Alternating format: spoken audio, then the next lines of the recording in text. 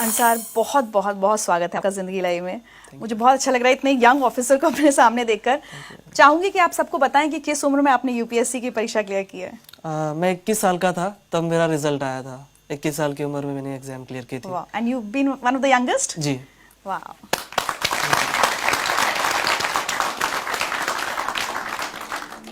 बहुत गरीबी के दिन देखे हैं बचपन में? जी हाँ, बिल्कुल, क्योंकि मेरे पिताजी जैसा एक ऑटो रिक्शा ड्राइवर थे और जो बीपीएल फैमिलीज़ होती है, बिलो पॉवर्टी लाइन, जो घर आपने देखा अभी, वो घर भी हमें उसी के तहत मिला था। तो एक बिलो पॉवर्टी लाइन की फैमिली में मैं पैदा हुआ था। अच्छा, ये क्या हालात बन गए थे कि आपके फादर को स्कूल जाकर ये कहना पड़ा कि मैं इसको नहीं पढ़ा पाऊंगा? मेरे पिताजी को किसी ने बताया कि इसको पढ़ा के कौन सी नौकरी लगनी है, सरकारी नौकरियां नहीं है और हमारी कम्युनिटी के लोगों को नौकरियां नहीं मिलती, कोई नौकरी नहीं देता, तो उससे इसको पढ़ा के कोई मतलब नहीं है, आप इसी किसी काम को लगा दीजिए, घर में 2 पैसे आ जाएंगे। एक मैसेज सुनवाते हैं आपको। जब उसके पिताजी स्कूल में आए तो वो बोले उसका नाम निकालने का है, अब वो उसको स्कूल में नहीं रखने का। फिर मैंने बोला क्या करेंगे फिर उसका, वो क्या करेगा? तो उसको कुछ तो भी काम धंधा दे के काम करेगा। तो मैंने बोला ये अच्छा नहीं, और वो जहाँ तक पढ़ना चाहे उसको पढ़ने दो। इन्हीं की वजह से एक्चुअली मैं आज यहाँ तक पहुँचा हूँ। अगर ये मेरे पिताजी को नहीं बताते तो शायद मैं कहीं रिक्शा चला रहा होता। आपकी अम्मी भी खेत में मजदूरी करती थी घर का खर्च चलाने के लिए? जी हाँ, बिल्कुल। घर का खर्च, और मैं जब पूना में पढ़ाई कर रहा था तो मेरा भाई भी मुझे पैसे भेज दिया करता था, लेकिन पैसे कभी कभी कम पड़ जाते थे। तो मेरी अम्मी खेत में काम करती थी, लैंड लेबर, तो वो भी उसकी जो कुछ सेविंग होती थी वो मुझे भेज देती थी। चलिए आपके लिए एक और मैसेज। पर आंसर ने पहले पास से रात का भी चिराग लगा के पढ़ाई करता गया। सो जा बोले होंगे तो नहीं तुम सो जाओ, दिन कभी कभी दिन निकल जाना उसको। जो पहले पास से पहली से एक नंबर 1 आते गया तो आखिर तक नंबर 1 ही आया उसका। उसकी पढ़ाई को हमने कोई कमी नहीं आने दी, घर का परिस्थिति बताई नहीं हमने उसको कभी।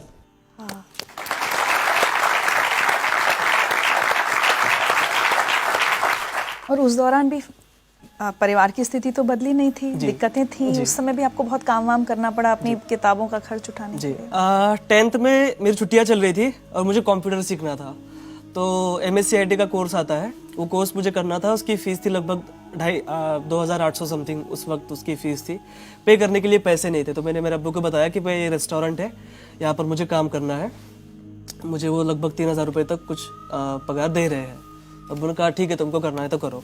फिर मैं उस रेस्टोरेंट में काम करता था। सुबह 8 बजे से लेकर रात में 11 बजे तक वो काम होता था। बीच में 2 घंटे छुट्टी मिलती थी, उसमें मुझे मेरा लंच करना होता था और 1 घंटा मुझे वो जो कोर्स है उसकी तैयारी के लिए जाना होता था। हमारे गांव में ही वो होता था और काफ़ी डिफ़िकल्ट था मेरे लिए, क्योंकि मुझे वो बड़ा पॉट लेकर पानी लेकर आना पड़ता था कुएं से निकाल कर।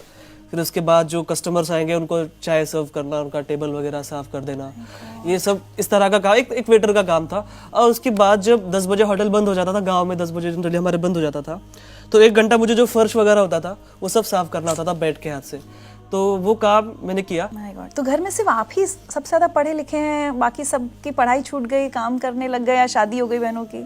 जी, घर में नहीं, पूरी जनरेशन का मैं फर्स्ट ग्रेजुएट हूँ। हमारे पूरी जनरेशन में कोई पढ़ा नहीं है, तो घर का मैं अकेला ही सबसे ज़्यादा पढ़ा लिखा हूँ। और बाकी के जो बहनों की शादी हो गई थी जल्दी, और भाई जब 5th स्टैंडर्ड में था तब से वो मेरे माँ बाप के पास काम करता था। एक मैसेज और सुने। जी। मुझे स्कूल में जाना पसंद नहीं था, यानी मुझे इंटरेस्ट नहीं था उसमें पढ़ने के लिए, पढ़ाई के लिए। और मैं एक बार 6वीं में ही फेल हो गया था। तो जब से मैंने स्कूल छोड़ी और मैंने दिल में ठान लिया कि मैं तो इतना होशियार नहीं हूँ, लेकिन मेरा भाई मुझसे भी ज़्यादा होशियार है, इसलिए मैंने स्कूल छोड़ के अपने मामा की तरफ काम के लिए गया। लेकिन इतना मुझे गर्व है कि मेरा भाई मेरे वजह से कुछ ना कुछ आज बन गया। मेरे सक्सेस का बहुत बड़ा क्रेडिट जो है मेरे माता पिता के बाद मेरे भाई को जाता है। क्योंकि देखिए, अक्सर ये होता है कि बड़ा भाई छोटे भाई के पढ़ाई के लिए पैसे खर्च करता है, लेकिन यहाँ उल्टा था। छोटा भाई रात दिन मेहनत करके बड़े भाई को पैसे दे रहा था। ये आपसे छोटे हैं? जी। और मैंने 10वीं की छुट्टियों में काम किया, 12वीं की छुट्टियों में काम किया, कॉलेज के फर्स्ट ईयर की छुट्टियों में काम किया। लेकिन लास्ट के 2 साल जो बहुत अहम थे मेरे प्रिपरेशन के, उस वक्त मैंने कहीं कोई जॉब नहीं की। मुझे जो सारे पैसे थे मेरा भाई पूरी डेट के ऊपर मुझे ट्रांसफ़र कर देता था बैंक में। तो बहुत बड़ी बात थी मेरे लिए।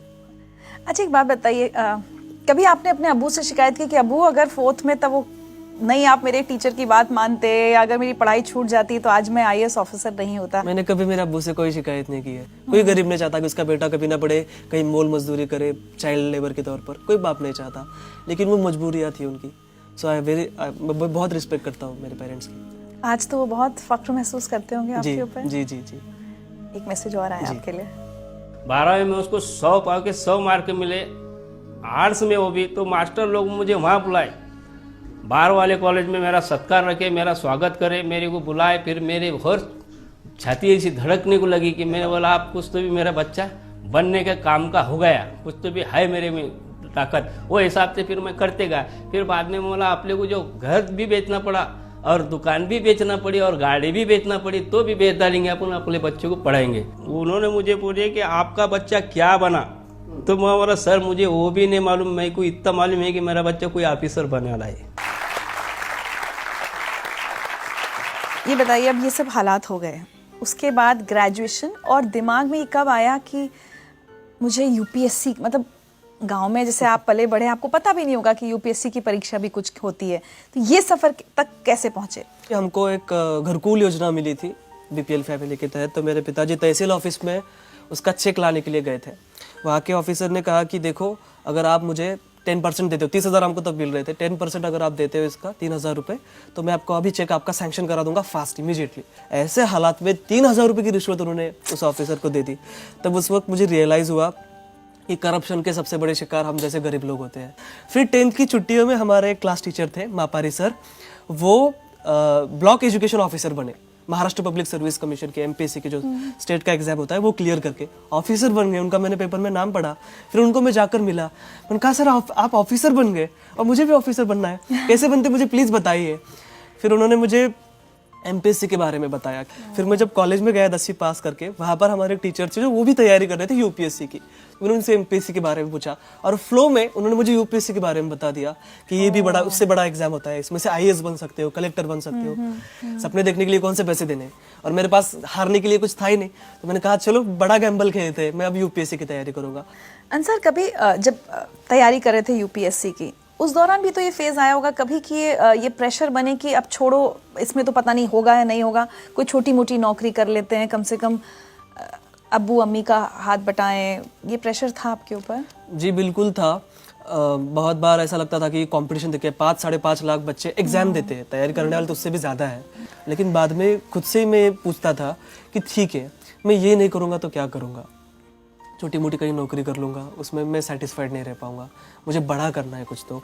और मैं पढ़ाई भी नहीं छोड़ सकता था क्योंकि देखिए मेरे सामने 2 ही ऑप्शन थे, डू और डाई, इसमें मुझे करना ही था। और वही रीज़न है कि मैं इतनी फर्स्ट अटेम्प्ट में 21वीं साल की उम्र में ये क्लियर किया, क्योंकि मेरे पास दूसरा कोई ऑप्शन नहीं था। एक मैसेज और है आपके लिए।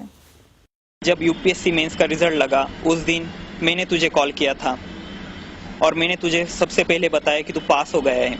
उस शाम हम मिले भी थे, तू बहुत खुश और इमोशनल था, मैं भी वो खुशी जाहिर कर रहा था। पर उस इतने बड़े दिन भी तेरे पास खाने के लिए पैसे नहीं थे। हम दोनों ने हमारे घर पे ही खाना खाया था। मेरे लिए ये बहुत बड़ी बात नहीं है कि मैंने तुझे खाना खिलाया, पर मेरे लिए ये अवसर था कि मैंने इतने कम उम्र वाले एक आईएएस ऑफिसर के साथ खाना खाया।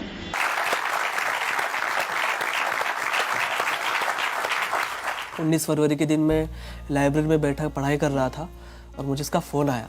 मैंने कहा अंसार यूपीएससी का रिजल्ट आ गया। मैंने कहा माय गॉड, मेरे वहाँ पर हार्ट बीट्स बढ़ गए, मैं समझ में नहीं आ रहा था मैं क्या करूँ। उसने कहा तेरा रोल नंबर बता। मैंने कहा ले लो भाई। मैंने उसको मेरा रोल नंबर भेजा और उसने मुझे कॉल करके बताया कि कॉन्ग्रेचुलेशन तुम पास हो गए हो। मैं आपको बता नहीं सकता कि वो खुशी क्या थी। मुझे ऐसा लग रहा था कि मैं 7वें आसमान पर हूँ, मेरे पैर ज़मीन पर ही थे, लेकिन मैं बहुत ज़्यादा खुश था।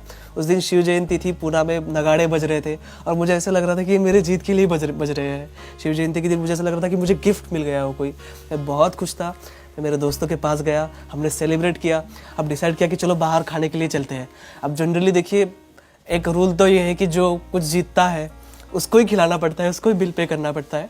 लेकिन मेरे फ्रेंड्स को पता था कि बंदे के पास पैसे नहीं है, तो उन्होंने कहा कि यार छोड़ो यार, बाहर क्यों जाना, रूम पर ही खा लेते। तो हमने उसके रूम पर ही खाना खाया था।